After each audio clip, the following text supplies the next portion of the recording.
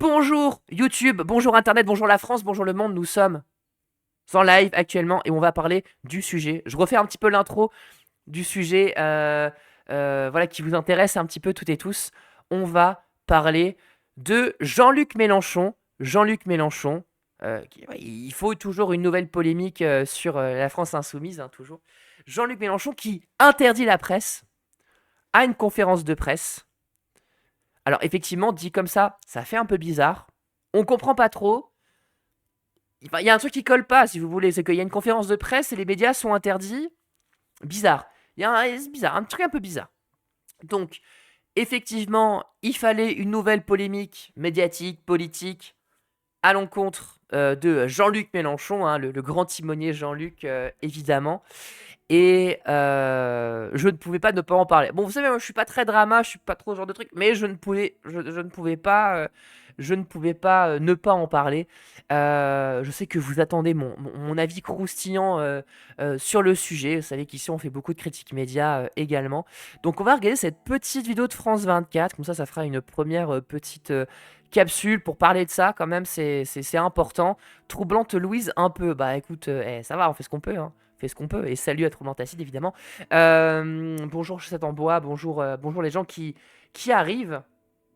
Euh, quand une streameuse ou un streameuse reprend son attente pour YouTube et elle reprend la phrase de ton plus aigu. Bah, c'est au moins ça accroche les gens. Bref, bon, on va regarder cette petite vidéo de France 24 avec Maud Bréjon, porte-parole du gouvernement, qui apparemment a récupéré hier le portefeuille de l'énergie. Donc j'ai pas compris. Donc apparemment maintenant les porte-parole du gouvernement et ministre de l'énergie, je comprends plus rien. Ça n'a plus aucun sens. Ça n'a plus aucun sens. Les gouvernements Macron, tout ça, ça ne veut plus rien dire. Salut les Mastiwaf. Mais Maud Bréjon, porte-parole du gouvernement, qui qualifie de totalitaire et de complotiste le rapport de la France insoumise à la presse. Hein, les complotistes, hein, voilà. On va en parler évidemment parce que je pense qu'on va avoir beaucoup de choses à dire. Voilà, let's go, c'est parti. Paul avec vous, Roselyne Fèvre, bonjour. Bonjour. On va parler de Maud Bréjon qui critique le rapport de la France insoumise aux médias traditionnels, LFI, totalitaires, complotistes. Ce sont les mots employés au lendemain de cette conférence de presse organisée par Jean-Luc Mélenchon qui excluait une partie des médias traditionnels. On va écouter pour commencer la porte-parole du gouvernement et puis on en parle juste après. Quand Madame Chikirou qualifie les journalistes, vous qualifie, d'agents et de nazis au petit pied. C'est absolument ignoble. Bah après, moi j'ai envie. Alors juste là-dessus, moi je trouve ça très drôle qu'on entende ça de la part d'un conseil des ministres quand on sait que. Comment dire, les conférences de presse, les comptes rendus de conseil des ministres, les conférences de presse des différents ministères, etc. Et salut Brigata, les différentes conférences de presse des différents ministères sont pas toujours extrêmement tendres avec les journalistes, surtout avec les journalistes un peu critiques, hein. Il y a plusieurs journalistes qui en ont fait les frais, hein, comme la consoeur Mariam Laribi ou Jemil, hein, que vous connaissez peut-être, qui pose un petit peu les questions qui fâchent et qui s'est fait plusieurs fois assez sévèrement rembarrer par alors des anciens porte-parole du gouvernement. euh, donc en fait, ça arrive plusieurs fois. Donc j'ai envie de dire que c'est un peu un contre son camp, finalement, d'entendre la porte-parole du gouvernement venir défendre les journalistes contre l'odieux Jean-Luc Mélenchon, quand on sait que ça se passe pas toujours extrêmement bien pour les journalistes un peu critiques lors de conférences de presse à la sortie de Conseil des ministres. Bon, voilà, hein, chacun en pensera ce qu'il voudra. Pardon, ça veut dire quoi, nazi au petit pied? Ça veut dire un nazi avec des petits pieds. Je sais pas. Je sais pas trop ce qu'elle veut dire par là. Je sais pas trop ce que Mélenchon aurait voulu dire par là. Parce qu'en vérité, je sais pas vraiment est-ce que c'est ce qu'il a vraiment dit? J'en sais rien. J'ai pas la source sous les yeux. Mais vous comprendrez bien que dans tous les cas, c'est absurde. Enfin, je pense qu'en fait, on pourrait même presque passer un peu à autre chose. Enfin, tellement, bon, l'accusation est un peu ridicule, quoi. Bébé nazi, c'est un peu ça. C'est un peu ça. C'est un peu ça. Genre, Macron fait pas de la sélection journaliste. Oui, Bah bien, mais bien sûr. Enfin, comment dire, Macron, mais pareil, Eratos, tu donnes cette information-là, c'est intéressant. Euh, Macron c'est même plus qu'il fait, c'est même pas juste il fait de la sélection de journalistes, c'est même pire que ça, c'est qu'il ne prévient pas les journalistes de ses déplacements. Et il y a plusieurs fois l'association de la presse présidentielle, qui est une association de journalistes qui couvre régulièrement ce qui se passe à l'Élysée, qui a plusieurs fois fait des communiqués pour dire c'est inacceptable ce que fait actuellement le président, parce qu'en fait il ne prévient pas les journalistes de ses déplacements, ce qui fait qu'en fait les journalistes ne peuvent pas couvrir les déplacements de Macron. Alors après, bon, on peut en penser ce qu'on veut, est-ce que c'est hyper utile, je sais pas, mais en tout cas, ça fait partie aussi du droit des journalistes d'aller couvrir un peu les déplacements de Macron, pour aller l'interroger, etc. Et donc Macron ne prévient pas les journalistes, ce qui fait que, en fait, la communication, elle est effectuée par lui, et peut-être un ou deux journalistes sélectionnés sur le volet avec qui il peut s'entendre. Mais en réalité, Jean-Luc Mélenchon, la France insoumise, admettons qu'il sélectionne, on pourra en rediscuter, mais admettons qu'il sélectionne, tout le monde fait ça. Tout le monde fait ça. Le Conseil des ministres, Macron, plusieurs partis, ils sont tous à faire ça. Tu fais une conférence de presse, tu donnes des accréditations. Il y a des fois des journalistes qui ne reçoivent pas d'accréditation. Moi, j'en ai moi-même fait les frais quelques fois, ça arrive. C'est pas grave. Tu suis la conférence de presse en ligne, tu prends des notes et tu fais. Enfin, voilà, c'est tout. C'est comme ça. C'est comme ça, bref. Au petit pied, c'est méprisant. Oui, c'est quand même dommage pour les gens qui ont des petits pieds, effectivement. J'ai jamais vu le canard réfractaire en conférence de presse à l'Elysée. Après, je pense qu'ils n'ont pas forcément envie d'y aller, hein, le canard. Hein. Mais attends, il y a un message que je voulais lire. Il y a un message que je voulais lire sur le chat. Donc Donne la Papette qui dit c'est Chikirou dans un propos tout à fait précis, une belle charge contre les médias et leur comportement. Et quand elle a dit nazi au petit pied, elle cite Simone Veil. Ok, d'accord, merci, merci de la précision. Mais quand il prévient les journalistes, Macron, il se fait choper quoi? J'ai pas compris ton message, la Massive. Accréditation égale accès au buffet. Pas vrai. C'est plus compliqué que ça. C'est plus compliqué que ça. Il n'y a pas vraiment de buffet dans les conférences de presse. Mais parfois dans les meetings, oui. Oui. Mais après, je pense très sincèrement, ce genre d'instrumentalisation est assez ridicule. Parce que, en vérité, il y a beaucoup plus grave en termes d'atteinte à la liberté de la presse que Mélenchon qui n'invite pas certains médias, en tout cas qui ne... Enfin, c'est même pas Mélenchon, c'est la France Insoumise qui ne donne pas certaines accréditations à des médias en conférence de presse. Enfin, encore une fois, c'est un non-débat, c'est une panique morale faite à l'encontre, contre la France Insoumise, et c'est ridicule. Bon, on va continuer la vidéo et on aura l'occasion d'en rediscuter de toute façon, bref. Et ça devrait provoquer un tollé au sein même de leur parti. Qu'en démocratie, on puisse à ce point piétiner le travail des journalistes, ostraciser une large partie de la presse. Mais vous faites pareil. C'est pas la France Insoumise qui a envoyé la DGSI surveiller des journalistes. Hein, je pense notamment à Ariane Lavrieux, journaliste de Disclose, qui a été surveillée par les renseignements intérieurs parce qu'elle enquêtait sur les rapports entre l'armée française et l'Égypte. En tout cas, comment... je vous invite à lire son enquête dans Disclose, mais comment l'armée française en Égypte a été utilisée par l'Égypte contre des opposants intérieurs, et comment l'armée française était au courant de ce qui se passait. Bref, elle s'est fait surveiller par les renseignements intérieurs. Elle a été arrêtée chez elle à 6h du matin, placée 48 heures en garde à vue. Et il y a eu plusieurs cas comme ça de journalistes qui se font en fait empêcher de faire leur travail à plusieurs reprises. En fait, le contre son camp est magistral quand même. Le contre son camp est magistral, quoi. Hein. Et oui, en plus de ça, tu viens de le préciser, Eratos, que je ne l'ai pas forcément dit. En fait, là, dans cette panique morale, on parle d'une conférence de presse faite, une conférence de presse où on invite des médias indépendants, des médias un peu moins connus, ce qui, en soi, n'est pas une mauvaise idée. Et donc, effectivement, c'est une conférence de presse spécialisée. Il y a d'autres conférences de presse de la France Insoumise où les journalistes peuvent venir poser leurs questions.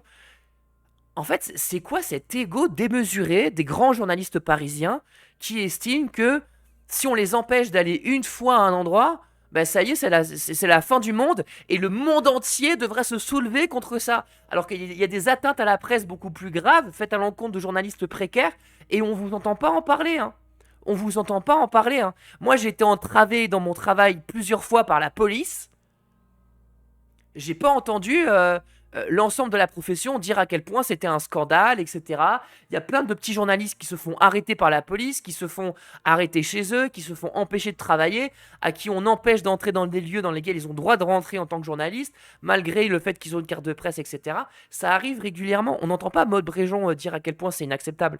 Là, par contre, oui. Enfin, c'est bon, quoi. À un moment donné, il faut arrêter de se foutre de la gueule du monde, quoi. Ça suffit. On voit bien que vous vous foutez de nous, en fait. C'est bon, c'est bon. Ça suffit, quoi. Les nouveaux médias, comme ça a été dit. Ouais, c'est les nouveaux médias. Ça, je cherchais le terme. Merci. Merci, merci. En tout cas, leur art n'a relevé le moindre faux pli pour en faire une onde nationale. Ça démontre à quel point ils ont peur pour les élections. C'est très très bon signe. Tout à fait, Donna Papat, et on va en reparler un petit peu après.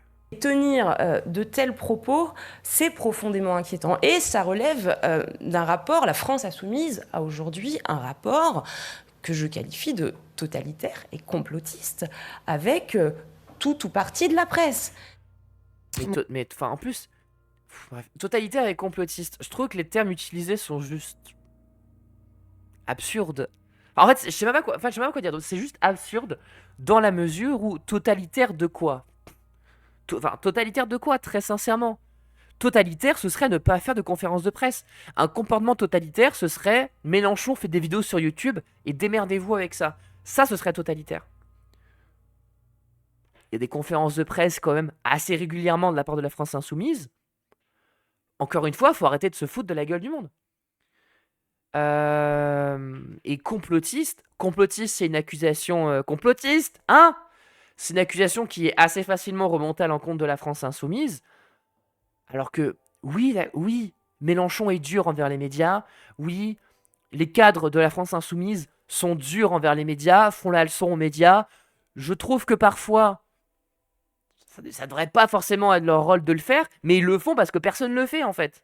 Ils le font parce que personne ne le fait. À part moi, bien sûr, abonnez-vous. Abonnez-vous.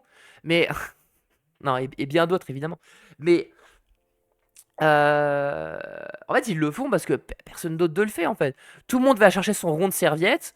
Donc, le fait qu'ils ouvrent un peu leur gueule là-dessus, oui, c'est sûr que quand t'es journaliste, te prendre une leçon comme ça de la part d'un homme politique, bon, c'est pas agréable. Mais je pense qu'il faut redescendre un petit peu et se rendre compte que, au-delà de ce que peut dire la France Insoumise, enfin, comment dire, c'est pas juste la France Insoumise qui le dit. Il y a un vrai problème dans le traitement qu'on fait à l'encontre de la France Insoumise, qu'on fait pas à l'encontre de l'ensemble des autres partis. En fait, parce que le gouvernement démonte la France Insoumise, on a des médias qui docilement suivent. En fait, c'est juste basiquement ça. Et il n'y a pas que l'AFI qui le dit. Il y a quand même un certain nombre de personnes qui en rendent compte. Acrimed, Arrêt sur Image, qui sont pourtant critiques de la France Insoumise quand il le faut, mais qui là, pour le coup, quand même, le reconnaissent. Donc en fait, c'est pas juste Manuel Bompard, Jean-Luc Mélenchon, Sophia Chikirou qui sortent un peu des trucs de leur chapeau. Et je pense qu'aussi, en tant que journaliste, faut qu'on accepte un peu de se faire bousculer. C'est pas grave. C'est pas une atteinte à la liberté de la presse que un jour, il y a un homme politique qui vous dise « Bon, je pense que là, vous déconnez un petit peu sur vos questions. » C'est pas grave. On est des adultes. On peut passer au-delà de ça. Ça va aller. Il n'y a pas Jean-Luc Mélenchon qui va venir briser les vitres de ton média pour t'empêcher de t'exprimer. Sinon, effectivement, ce serait totalitaire, mais c'est pas le cas, c'est pas ce qui arrive. Donc, totalitaire et complotiste, j'ai envie de dire, qui est vraiment totalitaire et complotiste dans l'histoire? C'est plus les macronistes que la France Insoumise. À toujours voir le mal partout, à considérer que la France Insoumise c'est l'anti-France. Aurore Berger qui parle d'anti-France à l'encontre de la France Insoumise, qui ressort des thématiques pétainistes, maurassiennes pour le coup, enfin bref, d'extrême droite, collaborationniste avec les nazis. Et c'est la France Insoumise qui est complotiste, c'est totalitaire, enfin, vraiment, vraiment. Faut savoir balayer devant sa porte hein, avant de critiquer la poussière du voisin. Bref. Salut le tri, salut avec Arouac, salut tout le monde. J'ai l'impression qu'ils sont en panique de perdre leur monopole. Ben c'est ça. Je pense qu'on va en parler un peu plus après. Parce qu'effectivement, il y a des choses à conclure de ça, c'est évident, hein.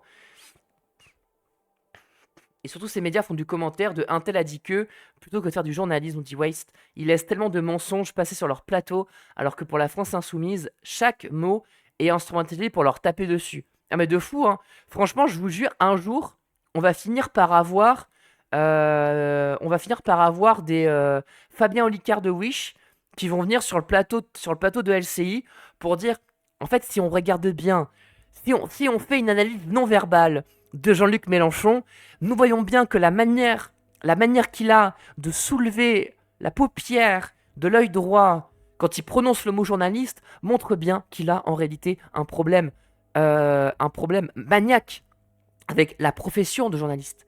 En fait, les journalistes sont pas au-dessus de la mêlée, quoi. En fait, il faut sortir de cet état d'esprit d'école de journalisme parisiano-centré et commencer un peu à accepter l'autocritique, un peu à réfléchir, quoi. Les macronistes, c'est les champions de ça. Surtout l'attaché de presse de Macron, il a une réputation d'être une véritable plaie.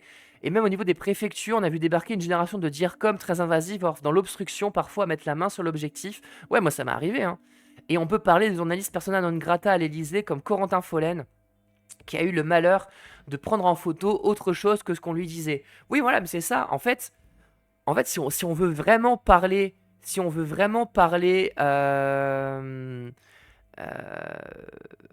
comment dire, si on veut vraiment parler des atteintes à la liberté de la presse, les macronistes, en fait, n'ont aucune leçon à donner. Clairement. Bref. Qu'est-ce qu'il faut retenir de cette séquence, Roselyne, que la meilleure défense, c'est l'attaque ? Mais oui, parce qu'en fait, Jean-Luc Mélenchon fait corps avec Raphaël Arnaud, son député, donc cofondateur de la Jeune Garde. Et en quelque sorte, il ne veut pas le lâcher, comme avec, rappelez-vous, Adrien Quatennens, qui était accusé d'avoir frappé sa femme. Donc au lieu de faire profil bas, Mélenchon et sa garde attaquent la presse. Alors, au lieu de... Alors bon, là, vous retiendrez quand même que pour bien accrocher l'esprit des gens, ils ont fait un peu le triptyque, les termes, hein. Ça, en fait, c'est les termes qui accrochent. Jean-Luc Mélenchon, Raphaël Arnaud, Adrien Quatennens. Évidemment que l'affaire Quatennens, c'était quand même un désastre, hein, la manière dont ça a été géré. Mais j'ai envie de dire qu'au final, bon, ça a été géré. Évidemment que il y a tout un tas de militants et surtout de militantes qui gardent ça en tête et qui se disent effectivement ça a été mal géré. Maintenant, je pense qu'il ne faut pas non plus abuser. Parce que je pense qu'il y a des problèmes de VSS dans tous les partis. Voilà, dans tous les cas. Donc c'est un problème général, c'est pas juste la France insoumise, mais bref. Et en plus de ça, oui, on compare Adrien Quatennens et Raphaël Arnaud, c'est pas tout à fait la même chose. Et donc, effectivement, il soutient Raphaël Arnaud, ben, c'est normal, c'est un chef de parti, et un des députés qui est membre de son parti, militant historique proche de la France insoumise, il a pas été... Enfin, je crois qu'il a jamais vraiment été à la France insoumise, Raphaël Arnaud spécifiquement, mais il en a longtemps été proche. Et donc juste il défend un de ses députés qui a attaqué. Je pense que tous les chefs de parti font ça. On peut considérer que c'est bien, que c'est pas bien, mais lui reprocher à lui spécifiquement, c'est quand même absurde. Et oui, de dire GLM fait corps avec Raphaël Arnaud, alors c'est soit DBZ, soit autre chose. J'ai pas envie de savoir ce qu'ils font une fois les lumières éteintes, ça ne me regarde pas. Voilà. Tant que tout le monde est consentant. Bref, sa garde. Oui, c'est la jeune garde, la jeune garde de Jean-Luc Mélenchon, hein. Attention, hein. Attention, hein. Mais bref. Là, c'est pas pareil. La base était plutôt pour virer Quatennens. Il a fini par le faire. Pour Arnaud et les antifas, la base les défend. Non, mais je suis complètement d'accord sur le fait que ça n'a absolument rien à voir. Ça n'a absolument rien à voir. Et c'est pour ça que je dis que là, on voit bien, il y a un truc qui est intéressant, c'est qu'on met en place des mots-clés. Jean-Luc Mélenchon, Raphaël Arnaud, parce qu'on en parle depuis une semaine, même 2 semaines maintenant, tellement le temps passe vite, et Adrien Quatennens. Voilà, c'est tout. Et ça devient juste absurde, quoi. C'est juste absurde. Ça mélange tout. Ça mélange tout, c'est ça. C'est ça. Bref, bon, on va continuer quand même. Connaître qu'il y a un sérieux problème dans ses rangs, on préfère regarder ailleurs. Ça s'appelle une inversion accusatoire. Alors, Sophia Chikirou, donc avec une violence, donc qui est députée avec une violence absolument insoutenable, a traité les journalistes de nazis au petit pied. Alors d'ailleurs, elle reprend une expression de Simone Veil. Ah, C'était voilà. en 1979 quand elle avait fait un meeting et qu'il y avait eu des commandos du Front National à l'époque de Jean-Marie Le Pen. Et elle leur avait dit, vous n'êtes que des des SS au petit pied. Mais bon, c'était Simone Veil. Alors on pourrait s'inquiéter de cette dérive, ou alors on pourrait, comme le disait... Insoutenable, oui, insoutenable, attention, hein, insoutenable. C'est là où tu vois en fait des journalistes de plateau qui, je suis désolé de le dire comme ça, hein, mais des journalistes de plateau qui n'ont pas vécu grand-chose de particulier dans leur vie, quoi. Enfin, je suis désolé. Si t'es choqué par quelqu'un qui, en plus, en meeting, donc même pas, il s'adresse pas à quelqu'un en face de lui, juste en meeting, qui parle de nazis au petit pied, et encore, j'ai pas... Si quelqu'un a l'extrait à m'envoyer, envoyez-le moi, ça m'intéresse, que j'ai pas vu le truc, mais... Euh... Comment dire, le fait de dire ça, encore une fois, bon, allez, je comprends que ça fasse pas plaisir de l'entendre, mais c'est bon quoi, on passe à autre chose. En fait, il y a des gens, des journalistes qui sur le terrain vivent des trucs beaucoup plus graves. Les journalistes qui sur le terrain vivent des trucs beaucoup plus graves, et en fait, entendre ça, entendre c'est insoutenable, j'ai envie de te dire, mais je sais pas ce que t'as fait dans ta carrière pour que ce soit insoutenable. Pour moi, ce qui est insoutenable, c'est, et je le dis de mon propre point de vue avec mon expérience, sachant qu'il y a bien pire, hein, je me plains pas, mais je veux dire, pour moi, ce qui est insoutenable, c'est quand, pendant des manifestations contre la réforme des retraites, j'allais courir des manifestations et que je me retrouvais avec des flics qui me tendaient leur sorte de balle de défense sur ma caméra pour pas que je filme. Ça, pour moi, c'est davantage insoutenable que Jean-Luc Mélenchon qui dit oui, c'est de nazis à petit pied. Bon, ça va, au bout d'un moment, on peut quand même pas. Enfin, faut arrêter d'être débile 2 minutes. Ça va. Nazi au petit pied, c'est même presque ridicule. Ça veut rien dire en vérité. Ça veut rien dire. Et en fait, ouais, je suis désolé. Genre, moi, en vrai, je suis plutôt d'accord. Je suis plutôt d'accord. Je pense que la meute, c'est vous, en vérité, hein. Je pense que la meute, c'est vous, hein. Vous êtes toujours là à trouver le moyen de taper sur la France Insoumise pour que dalle. Pour que dalle. Il disait un truc, ça y est, tout de suite. Oui, Jean-Luc Mélenchon ci, Jean-Luc Mélenchon ça. Alors que, et en fait, plus personne n'est dupe, je suis désolé. À part les gens qui détestent la France Insoumise, bon, ça, on s'attendait pas à autre chose, mais en fait, les gens sont pas dupes. Les gens voient bien que vous dites juste de la merde de manière politique et non plus journalistique. Que là, ça devient vraiment du politique. Et donc, eh ben, il y a des attaques politiques qui sont formées. Mais en fait, j'ai envie de dire, c'est donnant-donnant. Voilà, c'est comme ça. Bref. Petit pied de pacotille. Oui, c'est ça, oui, c'est ça. Les journalistes qui se font frapper et gazer pendant les manifs, ça la fait pas réagir. Oui, ça c'est pas insoutenable, ça va, tu vois. Ça va, ça c'est la démocratie, donc c'est ok, tu vois. Alors que Mélenchon, qui parle de nazis au petit pied, ça c'est un scandale. Après, Roselyne Fèvre, c'est une proche de Nathalie Saint-Cric. Eh ben, je la connais pas, mais ça ne m'étonne pas. Ça ne m'étonne pas. Nazi au petit pied est une expression française qui désigne quelqu'un qui se comporte de manière autoritaire, tyrannique ou zélé dans l'application de règles. Oui, c'est ça. Il n'a pas traité les journalistes de nazis. Enfin, faut se calmer, en fait. Il n'a pas traité les journalistes de nazis. Faut juste, enfin, je sais pas, un peu de sérieux quand même. Un peu de sérieux. On va avoir le droit à la citation pendant 1 semaine. Oui, puis la semaine prochaine, il trouvera autre chose. Enfin bref, c'est ridicule. La phrase qu'on prête à Talleyrand, tout ce qui est excessif est insignifiant. On pourrait en rire si ça ne procédait pas tout de même d'un dysfonctionnement de la pensée et d'une dérive digne des autocrates. Un dysfonctionnement de la pensée. Elle est en train de dire quoi? Elle est en train de dire que la France insoumise, elle est en train de dire que la France insoumise sont dégénérés mentalement. Genre ça, pour le coup, j'ai envie de dire, elle est en train de dire que Mélenchon a un peu raison, quoi. Un dysfonctionnement de la pensée, qu'est-ce que ça veut dire? Est-ce qu'on peut attaquer la France insoumise sur des faits, en fait? Enfin, moi, j'ai aucun problème à ce qu'on dise la FI a merdé là-dessus, comment dire, je critique tel ou tel discours stratégique, etc. Mais le faire sérieusement, avec des vrais enjeux, et le faire honnêtement. Parler de dysfonctionnement de la pensée, mais c'est...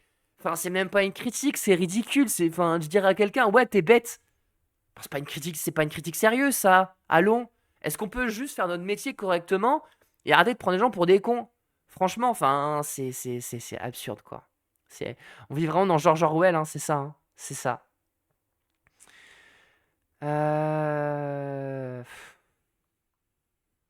J'ai trouvé cet extrait. Attends, je le mets de côté.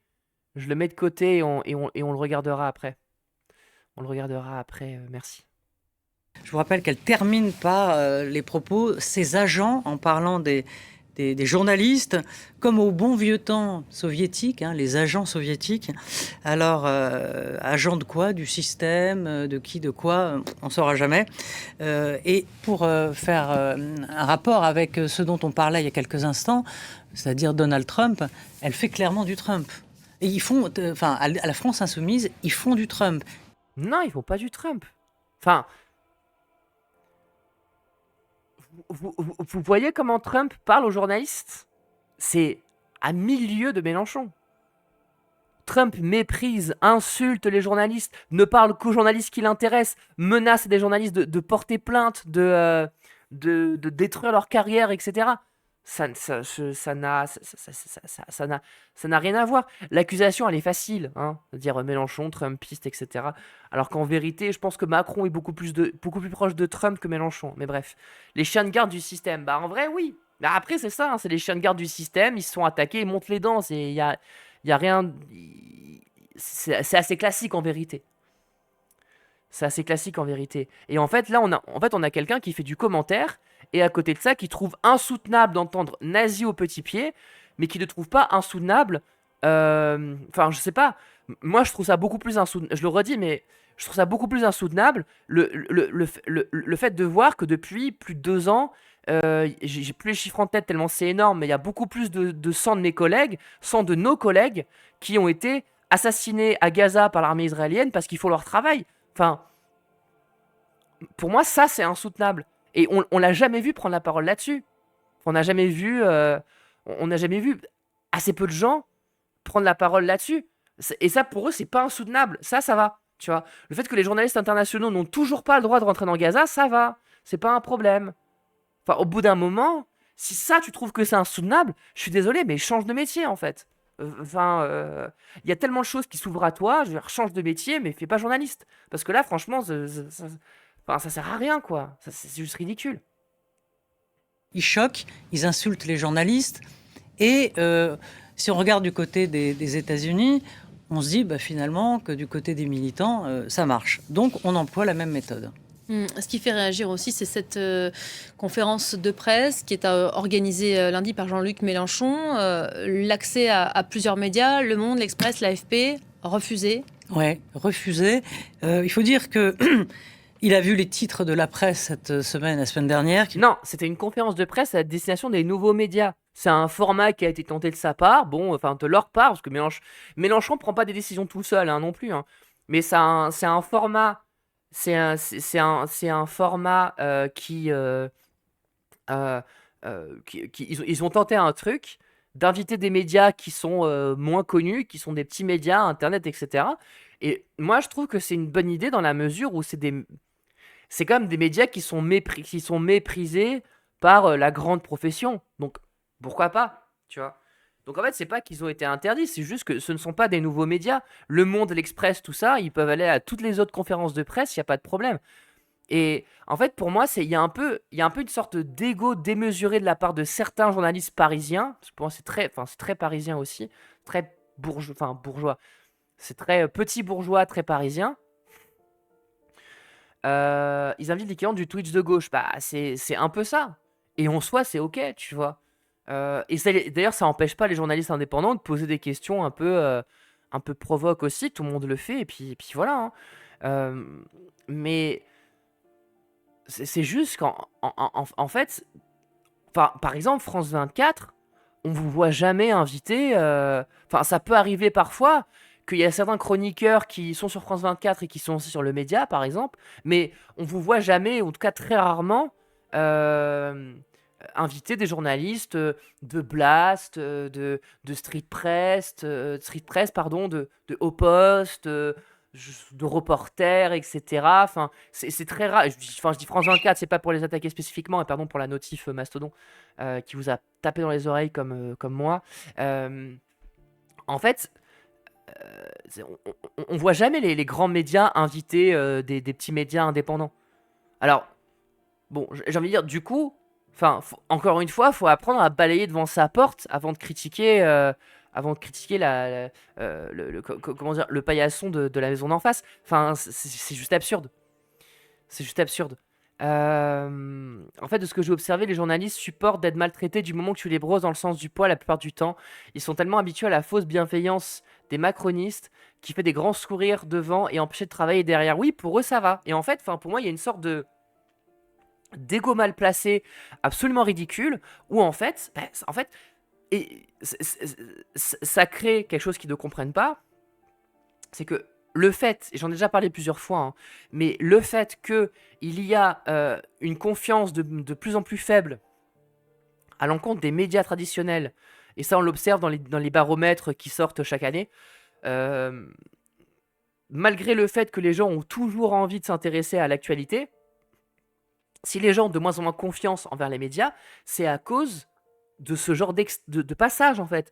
C'est à cause de ce genre de moment pseudo-journalistique où on se met à dire absolument n'importe quoi, à avoir un ego surdimensionné et à dire, vous vous rendez compte, ils ont dit un truc contre nous, c'est insoutenable, c'est un scandale. En fait, les gens sont pas cons. Ils voient bien qu'en fait, vous faites que vous défendre entre petits journalistes parisiens de plateau, mais que derrière, tous les gens qui font le taf de terrain, vous ramenez des images, vous leur crachez dessus à longueur de journée. Donc, ça va 5 minutes, quoi, en fait. Ça va 5 minutes. Les gens sont pas débiles. Les gens sont pas débiles.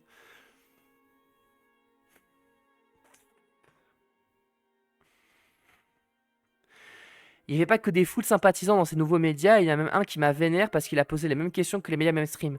Bah oui, voilà, mais preuver que ça a pu être possible, tu vois, et qu'en fait, c'est pas une atteinte absolue à la liberté de la presse. Et enfin bref.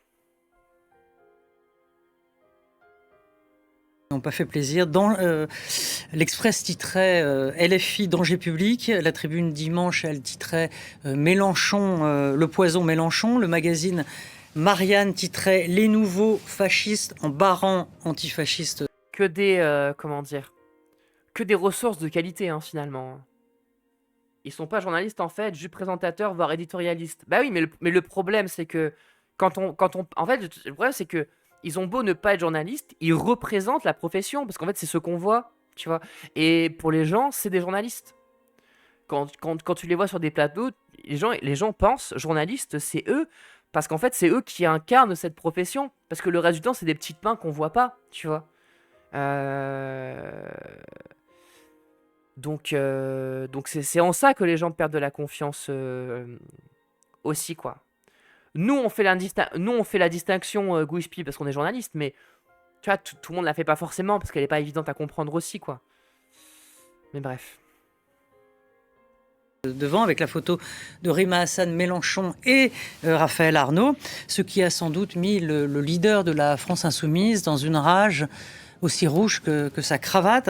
Alors, des médias excommuniés d'une salle de presse, c'était les méthodes du Front National il y a 25 ans, et je m'en souviens. Oui, mais aujourd'hui, il faut leur baiser les pieds au Front National. Donc en fait, oui, effectivement, évidemment qu'ils vous invitent.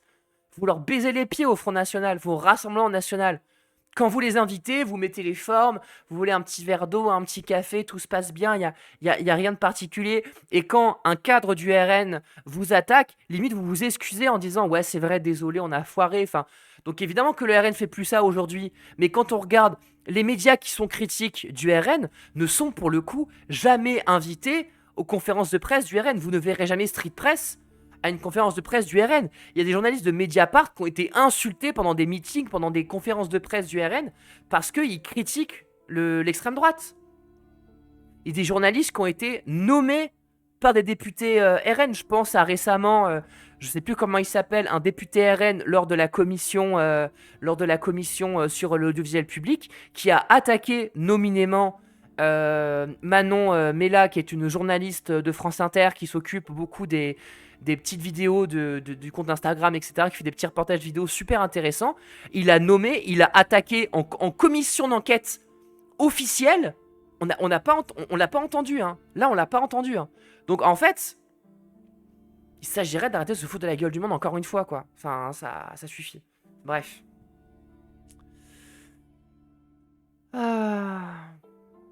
Et salut Salut à toutes les personnes qui arrivent. Pardon, je m'énerve. Il fallait qu'on parle de ce sujet et après on passera à autre chose. Hein. Mais vraiment, ça... En fait, ça m'énerve parce que je trouve que ça témoigne d'un sentiment général sur le fonctionnement du journalisme aujourd'hui, tu vois. Et plusieurs personnes, on pourra en parler après, peut-être, mais plusieurs personnes pointent les réactions des syndicats dans ce genre de cas de figure.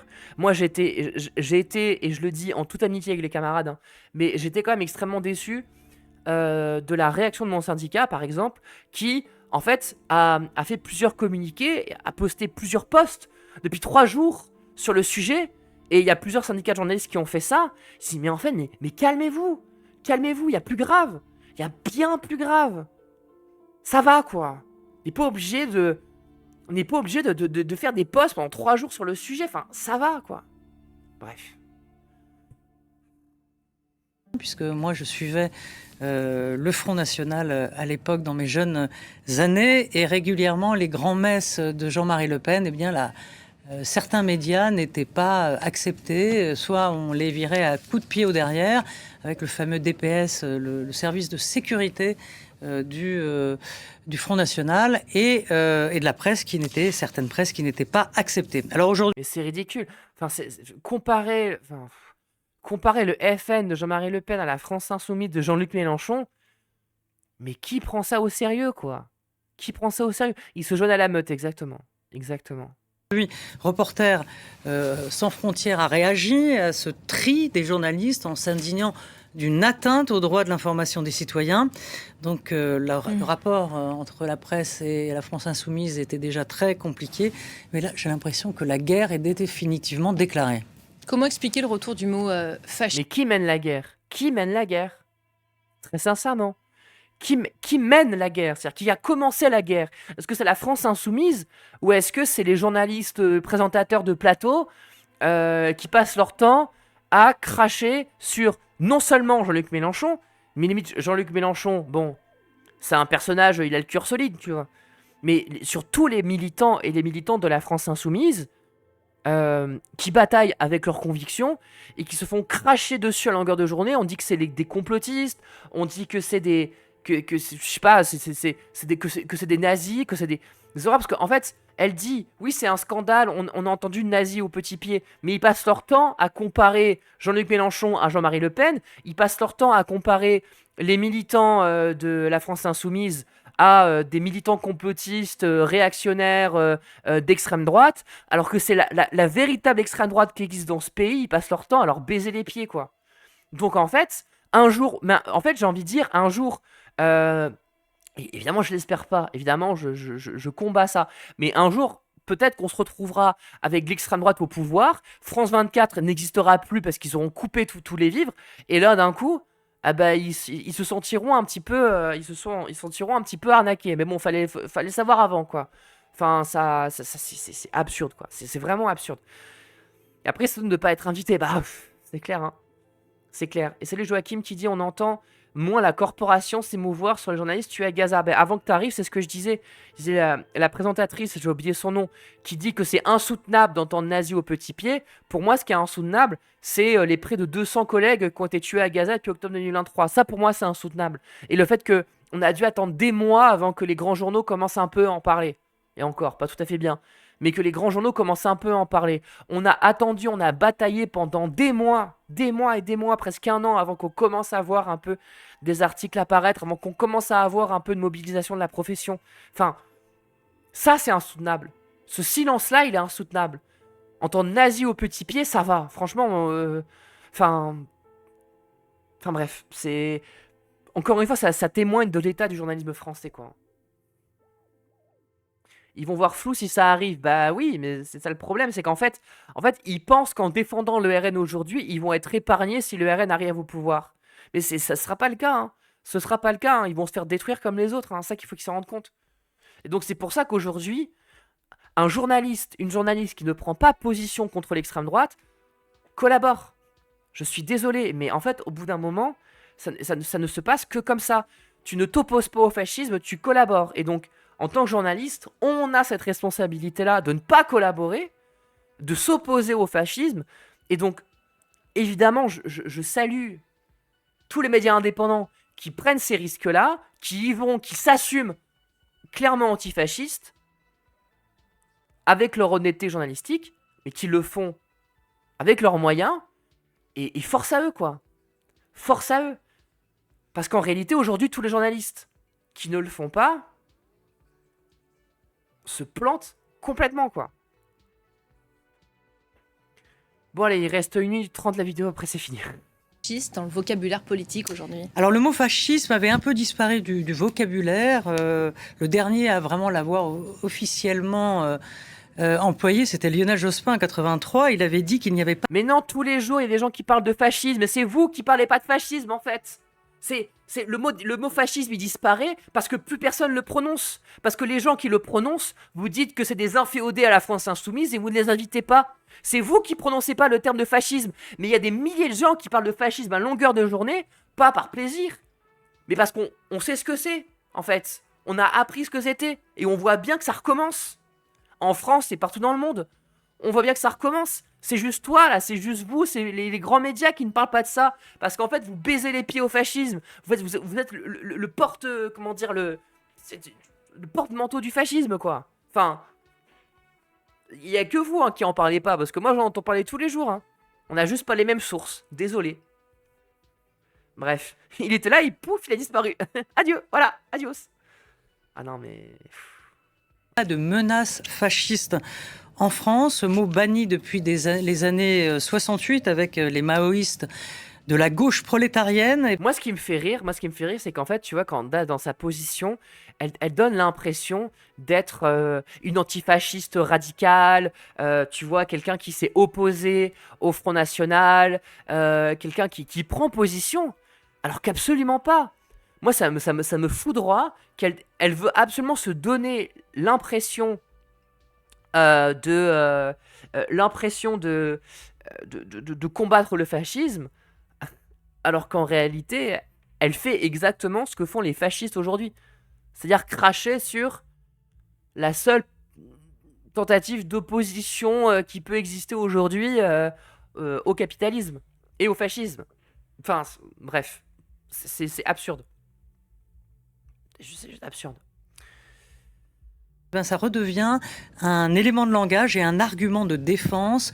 Combattre les fascistes est devenu l'antifascisme et surtout une défense et un marqueur d'une partie de la gauche radicale face à la montée du Rassemblement national. Alors il ne faut pas oublier aussi dans cette affaire l'extrême droite, qui porte elle aussi des groupes en son sein qui gravitent autour du parti de Marine Le Pen, même si sa tentative de dédiaboliser le parti a relativement fonctionné.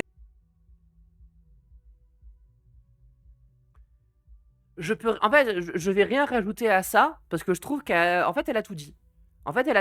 Voilà. Elle a tout dit. Elle dit LFI, blablabla, LFI, les fascistes, la France insoumise, la France insoumise, les fascistes, blablabla, le Rassemblement national, finalement, leur tentative de dédiabolisation a fonctionné. Donc ça va. Maintenant, c'est des gens acceptables. Voilà. Alors, c'est vrai qu'ils n'ont pas toujours été tendres avec les journalistes, mais aujourd'hui, ça va. Voilà. Qu'est-ce que vous voulez que je dise de plus? Voilà. Elle a choisi son camp. Voilà. Voilà, je peux rien rajouter d'autre finalement parce qu'en fait elle a très bien dit d'elle-même, et je le rappelle parce qu'en fait tout le monde utilise ce terme. Le terme dédiabolisation est un terme de la communication du Front National, et c'est un terme à mon sens qu'il faut bannir parce que ça sous-entend qu'avant on le considérait comme le diable et qu'aujourd'hui ils sortent de ça. Et en fait, ce qui pose problème avec ce terme, c'est que sous-entendre que avant on les considérait comme le diable et aujourd'hui on ne les considère plus comme tels, il y a un peu quelque chose d'irrationnel dans le fait de considérer qu'une personne c'est le diable. Il y a un peu, vous voyez ce côté l'antéchrist, etc. Alors on peut y croire et tout, c'est reste des croyances personnelles, voilà, mais il y a un peu quelque chose d'irrationnel dans le fait de diaboliser quelqu'un, et donc oui, qu'ils auraient en plus diabolisé à tort. Mais dans le fait de dédiaboliser, ça sous-entend qu'avant c'était diabolisé, alors que le FN n'a jamais été diabolisé. Le FN a été combattu par des gens qui savaient très bien d'où le FN venait. En fait, ça a été combattu politiquement et ça l'est encore différemment, hein, parce que bon, le mouvement antifasciste n'est plus le même que dans les années 80, mais c'était du combat politique, c'était pas de la diabolisation. Et donc ce terme-là est issu de la communication du Front National et est repris de manière complètement exagérée par tous les journalistes, par tous les politiques, par tout le monde. Et moi, je me refuse de parler de ce terme-là. Je me refuse de prononcer ce terme-là parce que pour moi, c'est de la propagande de la part du RN que de parler de dédiabolisation. Il n'y a pas de dédiabolisation qui a été réussie. Dédiabolisation de quoi ? Ils étaient racistes dans les années 80, ils sont racistes en 2026. Tout le nombre de candidats qu'ils investissent où on se rend compte qu'en fait c'est des nazis, parce qu'ils portent des casquettes nazis, parce qu'ils font des saluts nazis, parce qu'ils font des tweets de nazis. Là encore récemment, il y a un collaborateur parlementaire d'une députée RN qui a été foutu à la porte quand il y a eu une enquête qui a été publiée sur lui, quand on s'est rendu compte qu'il publiait des immenses tweets nazis, et pour le coup de vrais tweets nazis. C'est-à-dire, vous voyez le nazisme, vous voyez ce que ça a créé le nazisme. Eh ben, il a pris le nazisme, il a condensé en 180 caractères, et il a fait ça tous les jours, pendant des années. Ça, c'est le fascisme, ça, c'est l'extrême droite. Et genre, quand on vient dire le RN dédiabolisé mon cul, en fait, vous avez juste peur que le RN arrive au pouvoir et vous leur baisez les pieds en espérant pouvoir se sauver. Je le répète, parce que je pense que ce qui se conçoit bien s'énonce clairement et se répète plusieurs fois, mais vous ne survivrez pas au RN, en fait. Vous ne survivrez pas à l'extrême droite. Vous serez mis dans le même sac que tout le monde et vous serez jetés dans la fosse commune avec nous. Alors, défendez-nous, nous, je dis nous, journalistes indépendants, personnes précaires, défendez-nous plutôt que de défendre le fascisme, quoi. Enfin, vous n'en tirerez aucun bénéfice. Bref. Elle a nettoyé des groupes d'opuscules d'extrême droite, mais il en existe toujours. Et on l'a vu d'ailleurs lors de la marche pour le jeune Quentin. Et puis hier, le ministère de l'Intérieur a dans son viseur 4 groupes d'extrême droite pour une dissolution, tout comme un groupe aussi d'extrême gauche. Donc pour résumer, les dérives des uns, c'est-à-dire l'ultra-gauche, ne doit pas venir effacer les dérives de l'autre, c'est-à-dire l'extrême droite.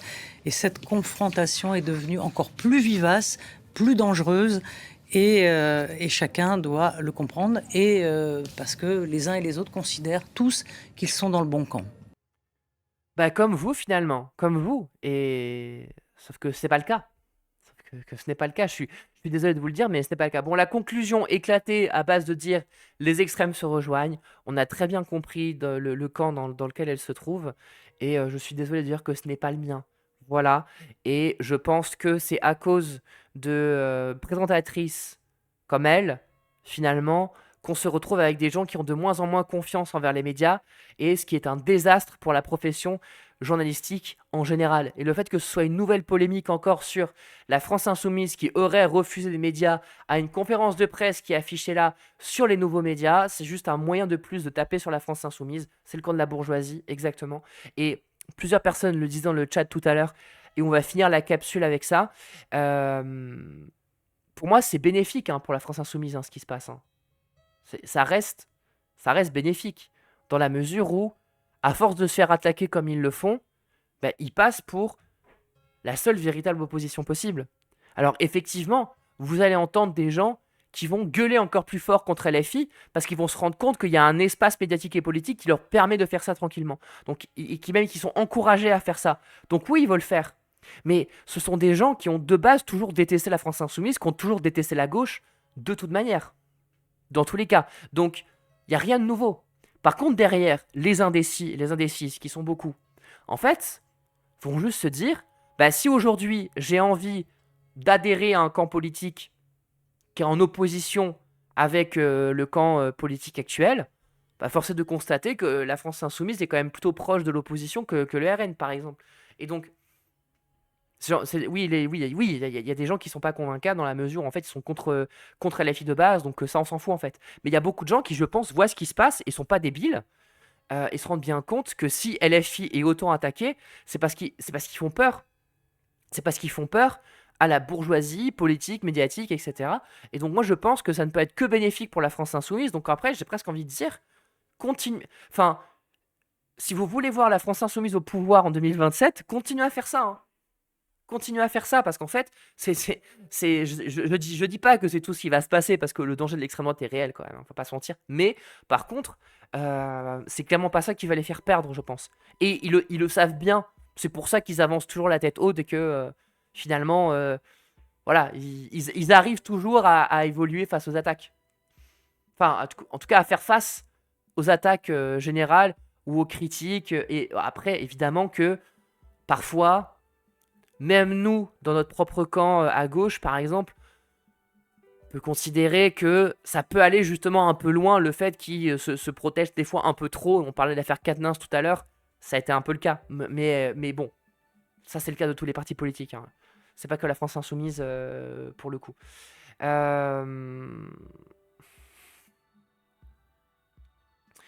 Mais ouais. Donc voilà, je pense qu'on va finir la capsule là-dessus. Tout ça pour dire, soutenez les médias indépendants, dites des trucs, arrêtez de prendre les gens pour des cons. Et s'il vous plaît, je sais pas s'il y a des journalistes mainstream, comme on dit, qui regarderont ce replay, mais s'il vous plaît, arrêtez de jeter la gauche, arrêtez de jeter les journalistes indépendants, arrêtez de jeter les précaires sous le bus. Parce qu'en fait, vous pensez qu'en faisant ça, vous en sortirez vainqueur. Mais vous allez tomber avec tout le monde, hein. Donc voilà. Aujourd'hui, il faut prendre position. Prenez position parce qu'en fait, sinon, tout le monde va y passer et personne n'a à gagner avec ça. À part le fascisme, à part la bourgeoisie. Et franchement, c'est pas très défendable tout ça, quoi. Bref. Sur ce, salut YouTube. Et nous, on va continuer, évidemment, à toujours dire plus de trucs. Voilà, Espace pour Médias, le QG, let's go.